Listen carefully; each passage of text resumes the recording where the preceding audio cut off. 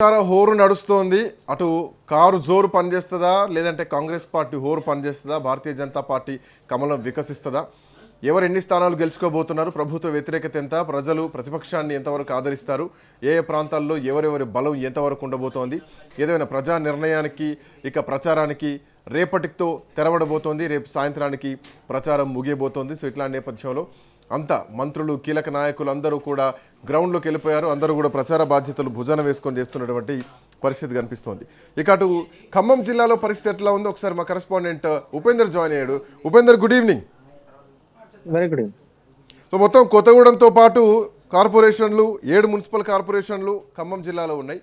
ఎవరికి వారు ఖచ్చితంగా అక్కడ జెండా ఎగరేయాలని చూస్తున్నారు. సో భారతీయ జనతా పార్టీకి అంతా ఉంటుందని అనుకోని నేను ఏమన్నా కానీ BRS party versus Congress party లాగానే ఈ ప్రచారం కనిపిస్తోంది. 3 మంత్రులు ఒకవైపు, మాజీ మంత్రి తాత మధు బీఆర్ఎస్ పార్టీ కీలకంగా తీసుకుంది. ఖమ్మంలోనే ప్రధానమైనటువంటి బీఆర్ఎస్ పార్టీకి ఒక భంగపాటు జరిగింది. ఆ రోజు వరదలకు పోయినప్పుడు హరీష్ రావు మీద కొంత దాడికి రావడం, ఇవన్నీ కూడా కొంత ఎదురు దెబ్బలు తగిలినాయి. సో ఇప్పుడు వాటిలోంచి రెవల్యూషన్ ఎట్లా ఉండబోతోంది, బీఆర్ఎస్ పార్టీకి ఏమేమి కలిసి వచ్చే అంశాలు ఉన్నాయి, 3 మంత్రుల పనితనం లేదంటే ఆ ప్రజాబలం ఎంతవరకు ఉంటుందనుకోవాలి ఖమ్మంలో?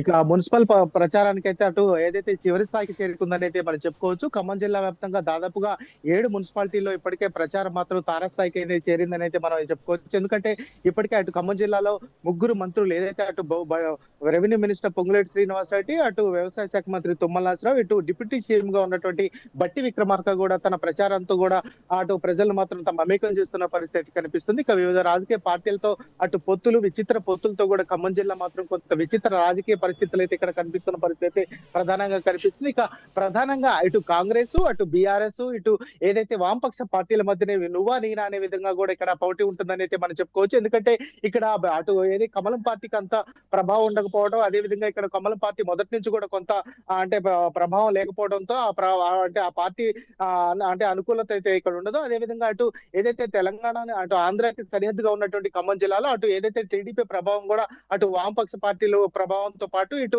జనసేన పార్టీ ప్రభావం కూడా ఖచ్చితంగా ఉంటుందని అయితే మనం చెప్పుకోవచ్చు. ఎందుకంటే ఇప్పుడు ఇక్కడికే అటు ఏదైతే సత్తుపల్లి నియోజకవర్గంలో ఉన్నటువంటి పురపాలక సంఘం కావచ్చు, అటు మధిర నియోజకవర్గం, ఇటు కల్లూరు నియోజకవర్గంతో పాటు అశ్వరాపేట కూడా, ఈ 3 ఏదైతే ఈ 4 పురపాలకాలలో ఉన్నటువంటి పురపాలక సంఘాలు కూడా ప్రత్యేకంగా అటు ఆంధ్ర ప్రభావం ఉంటుంది. ఖచ్చితంగా అటు టీడీపీ ప్రభావం కూడా ఖచ్చితంగా కనిపించే అవకాశం అయితే ఇక్కడ కనిపిస్తుంది. అవి వాటితో కూడా ఖచ్చితంగా ఇక్కడ ఉన్నటువంటి ఏదైతే వామపక్ష పార్టీలతో పాటు ఇటు అధికార పార్టీ కూడా వాటిని అంటే పొత్తులు పెట్టుకునే ఎంతవరకు పనిచేస్తుంది ఉపేందర్? ఎందుకంటే అక్కడ ఎన్టీఆర్ విగ్రహాన్ని పెట్టింది బీఆర్ఎస్ పార్టీ, ఎన్టీఆర్ ని పొగిడింది రేవంత్ రెడ్డి. అక్కడ తెలుగుదేశం పార్టీని కీర్తిస్తూ బీఆర్ఎస్ పార్టీని బొందబెట్టాలి, తెలుగుదేశం పార్టీ లేకుండా చేసిండు కేసీఆర్ వచ్చి అని చెప్పేసి చాలా హాట్ కామెంట్ చేశారు.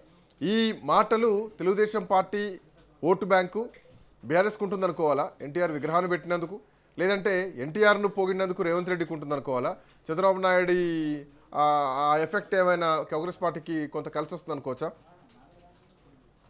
డెఫినెట్లీ ఇటు ఖమ్మం జిల్లా అటు ఏదైతే టీడీపీ పార్టీ ప్రభావం ఖచ్చితంగా ఉంటుంది. అది గతంలో కూడా ఏదైతే రెవెన్యూ మినిస్టర్ గా అంటే ఏదైతే రవాణా శాఖ మినిస్టర్ గా ఉన్నటువంటి పువ్వాడ అజయ్ కుమార్ ప్రత్యేకంగా అటు ఏదైతే ఎన్టీఆర్ విగ్రహాన్ని ఆవిష్కరించడం, అది పలు అనుమానాలకు, పలు అంటే వివాదాలకు కూడా తారస్థాయిగా చేరిన పరిస్థితి కనిపిస్తుంది. ఆ నేపథ్యంలోనే అవంతా కూడా ఏదైతే ఎన్టీఆర్ విగ్రహాన్ని ఏర్పాటు చేయడంలో కూడా అటు బీఆర్ఎస్ పార్టీ కొంత అత్యుత్సాహం ప్రదర్శించిందని చెప్పేసి ఇక్కడ ఉన్నటువంటి కమ్మ సామాజిక వర్గం కూడా కొంత అంటే ఆ పార్టీపై కూడా కొంత మొగ్గు చూపే అవకాశం అయితే స్పష్టంగా కనిపించట్లేదు. ఎందుకంటే ఇక్కడ మొత్తం కూడా ఏదైతే మొదటి నుంచి ఉన్నటువంటి 44 సంవత్సరాల రాజకీయ చరిత్ర ఉన్నటువంటి ఏదైతే వ్యవసాయ శాఖ మంత్రి తుమ్మల నాగేశ్వరరావు కనుసరణలోనే జిల్లా అంటే కమ్మ సామాజిక వర్గం మొత్తం ఉంటుంది. వారంతా కూడా ఇటు టీడీపీ పార్టీలో ఉన్న వారంతా కూడా అటు ఆ పార్టీకి అనుకూలంగా ఉండడంతో వారంతా కూడా ఆయన వైపే కూడా మొగ్గు చూపే అవకాశం ఉంది. ఎందుకంటే ఇప్పటికే ఇక్కడ ఉన్నటువంటి 3 మంత్రులు కూడా ఏదైతే తుమ్మల నాగేశ్వరరావు కావచ్చు, అదేవిధంగా పొంగులేటి శ్రీనివాసరెడ్డి, బట్టి విక్రమార్క శతవిధాలుగా ప్రయత్నాలు చేస్తున్నారు. ఖచ్చితంగా